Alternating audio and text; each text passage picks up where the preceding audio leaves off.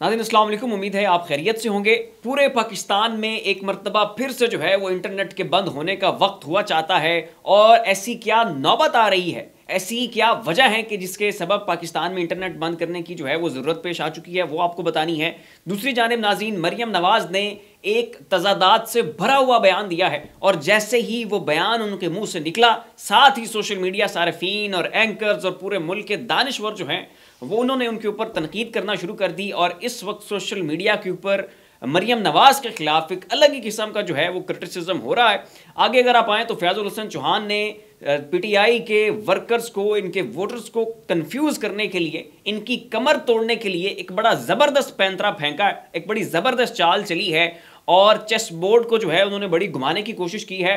उसकी तफसीलात क्या हैं वो भी आपके साथ शेयर करनी है। और बिलावल भुट्टो जो है उन्हें एकदम से तहरीक इंसाफ की याद आ गई है और उन्होंने बाकायदा इस ख्वाहिश का इजहार किया है कि वो तहरीक इंसाफ के साथ इलाक़ चाहते हैं और तहरीक इंसाफ के आज़ाद उम्मीदवारों को अपने साथ मिला के वो जनाब इस मुल्क में वजारत उज़्मा की कुर्सी तक पहुंचना चाहते हैं। उसकी तफसीलात क्या हैं वो भी आपके साथ शेयर करेंगे, लेकिन उससे पहले आपसे गुजारिश ही है कि बराए मेहरबानी अगर आप न्यू हैं तो इस चैनल को सब्सक्राइब कर दें, साथ जो बेल आइकन बना हुआ है उसके ऊपर भी क्लिक कर दें ताकि वो तमाम तर खबरें जिनकी कवरेज मेन स्ट्रीम मीडिया के ऊपर नहीं हो रही है वो जो है आपको यहाँ पर मिल सके। तो अब आते हैं जनाब इंटरनेट वाली खबर की तरफ। तो आपको याद होगा कि इससे पहले तहरीक इंसाफ ने अपना एक वर्चुअल जलसा किया था और उस वक्त भी इंटरनेट बंद हुआ। उसके बाद उन्होंने फिर अपना एक वर्चुअल जलसा रखा, फिर एक दफ़ा इंटरनेट बंद कर दिया गया। इन जलसों में जो है वो तहरीक इंसाफ ने जो उनकी मैनिफेस्टो था वो लोगों के सामने रखा, फंड रेजिंग उन्होंने की और ओवरसीज़ पाकिस्तानियों ने, यहाँ पर नेटिव पाकिस्तानियों ने जो है वो करोड़ों रुपए की इमदाद जो है वो तहरीक इंसाफ को दी ताकि जो है वो इन इंतखाबात में जा सकें और अच्छे तरीके से जो अपनी पार्टी का फ़ंड है उसको रेज़ कर सकें।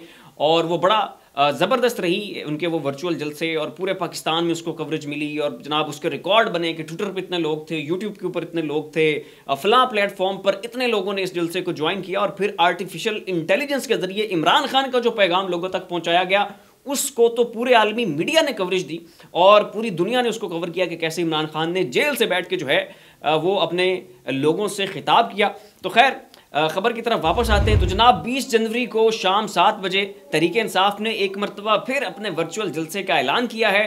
तो अगर तहरीक इंसाफ जलसे का ऐलान करे और पाकिस्तान में उस वक्त पे इंटरनेट चलता रहे, ये नहीं हो सकता। तो लिहाजा जनाब आप तैयारी रखें, कल आपका इंटरनेट बंद होने वाला है और इससे पहले कि इंटरनेट बंद हो आप अपना वीपीएन वगैरह जो है वो डाउनलोड करके इंस्टॉल करके रखिएगा ताकि आपकी जो भी रोज़मर्रा मामूल की सोशल मीडिया के ऊपर सरगर्मियाँ चल रही होती हैं वो जारी रहें।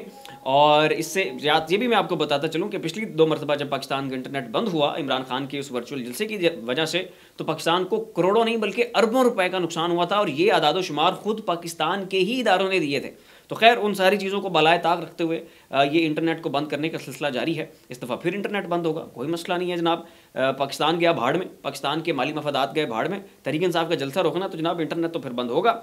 अच्छा आगे आते हैं जनाब मरियम नवाज़ साहिबा की तरफ। तो मरियम नवाज़ साहिबा ने जनाब बयान दिया है और उनका ये कहना है कि इमरान खान साहब के 2 बेटे जो हैं वो ब्रिटिश नेशनल्स हैं और ये बात उन्होंने बतौर ताना इमरान खान के खिलाफ की। अब इसके ऊपर तहरीक इंसाफ के किसी रहनुमा ने उन्हें जवाब नहीं दिया, बल्कि जो सोशल मीडिया सार्फिन हैं, जो सहाफ़ी तबका वहाँ पर बैठा हुआ है, जो दानिश्वर वहाँ पर बैठे हुए हैं, उन्होंने मरियम नवाज़ साहिबा को आड़े हाथों लिया और उन्होंने कहा कि जनाब आपके इलाज बाहर से होते हैं, आपकी रिहाइशें जो हैं वो बाहर हैं, आपके एवन फील्ड के अपार्टमेंट्स जो हैं वो बाहर हैं, आपके भाई वो पाकिस्तानी नेशनल्स हैं ही नहीं हैं, वो जमे पले, उनकी पूरी ज़िंदगियां जो हैं वो बरतानिया में गुजर गई हैं। आपके जनाब जो शादी ब्याह और इस तरह की कोई इवेंट्स होते हैं, आपकी जो तकरीबात होती हैं वो भी आप पाकिस्तान में नहीं करते, आप जनाब जाके लंदन में डेर लगाते हैं। अक्सर आपकी पार्टी के मामला भी बैठ के आप लंदन से ऑपरेट कर रहे होते हैं और सबसे बढ़ के नवाज शरीफ साहब 50 रुपये के स्टाम्प पेपर दे के 4 साल वहाँ पर लंदन के एवन फील्ड अपार्टमेंट्स में रह के आए हैं। तो ये क्या है?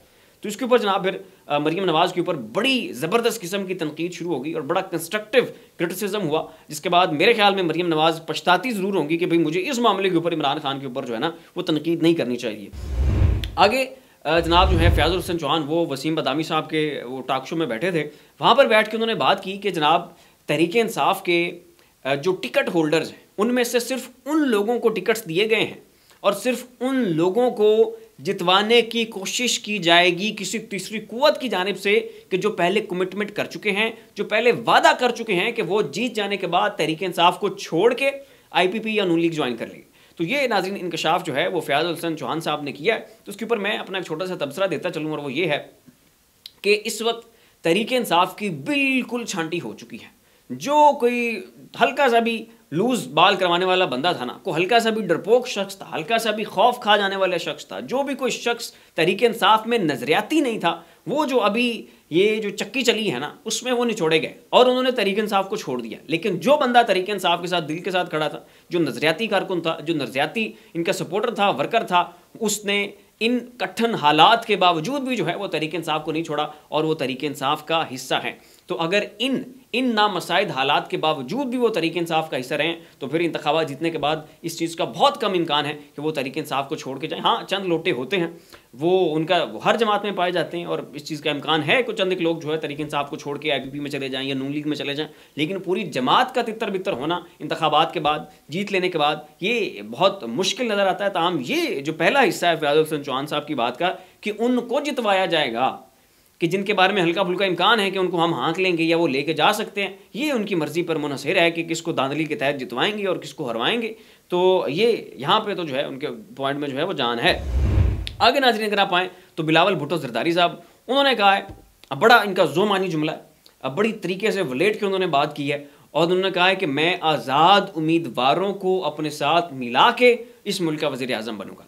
अब वैसे तो पाकिस्तान में इतने आज़ाद उम्मीदवार हैं नहीं, नून लीग है, IPP है, तहरीक इंसाफ है, तो जितना भी आप आज़ाद उम्मीदवार इकट्ठा कर लें, आप जहांगीर तरीन के 10 जहाज भी चला लें, तब भी इतने नहीं होंगे कि आप वज़ारत उज़्मा की कुर्सी तक पहुँच सके।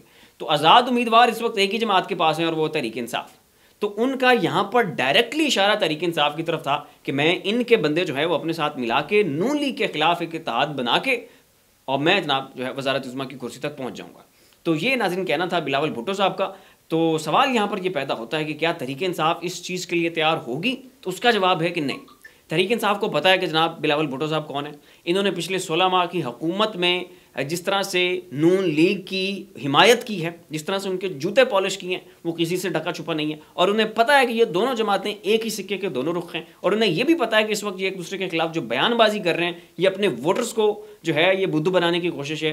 एंटी नून लीग और एंटी एस्टेब्लिशमेंट बयानिए रखने वाले लोगों को और एंटी एस्टेब्लिशमेंट सेंटीमेंट रखने वाले लोगों को जो है वो बिलावल अपने साथ मिलाना चाहते हैं। सिर्फ और सिर्फ इस बुनियाद के ऊपर जो है वो नून लीग के ऊपर तनकीद कर रहे हैं। और अगर इस वक्त तहरीक इंसाफ वापस मैदान में आ जाए और उसके लिए मामला दुरुस्त हो जाए, तो यही बिलावल जो है ये आपको नवाज शरीफ साहब के घुटने के साथ लगे हुए नजर आएंगे और तब एक मरतबा फिर इन्हें जो है वो नवाज शरीफ और जरदारी साहब में कोई फ़र्क नज़र नहीं आएगा। तो ये बात जो है वो तहरीक इंसाफ बहुत अच्छे से समझती है। तो इसके लिए इस चीज़ का इम्कान बहुत कम है कि तहरीक इंसाफ जो है वो बिलावल के साथ किसी भी किस्म के इल्हाक या इत्तेहाद के लिए तैयार हो जाए। तो ये थी नाज़रीन चंद एक अपडेट्स जो मैंने आपके सामने रखी। फिलहाल इतना ही। ऐसी मज़ीद खबरों के लिए देखते रहिए हमारा यूट्यूब चैनल और फेसबुक पेज। अपना और अपने अज़ीज़ व क़ारिब का ख्याल रखिएगा। अल्लाह हाफ़िज़।